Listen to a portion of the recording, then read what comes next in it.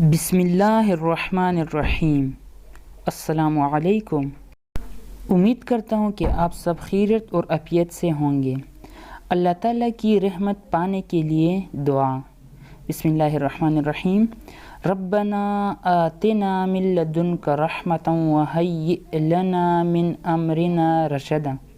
دوبارہ سنیے، ربنا آتنا من لدنک رحمتا وہیئ لنا من امرنا رشدا۔ ترجمہ: اے ہمارے رب، ہمیں اپنے پاس سے رحمت عطا فرما اور ہمارے کام میں ہمارے لیے رہنمائی اور بھلائی کو آسان کر دے۔ اے ہمارے رب، ہمیں اپنے پاس سے رحمت عطا فرما اور ہمارے کام میں ہمارے لیے رہنمائی اور بھلائی کو آسان کر دیں۔ سورہ کہف آیت نمبر 10 کا ترجمہ ہے یہ۔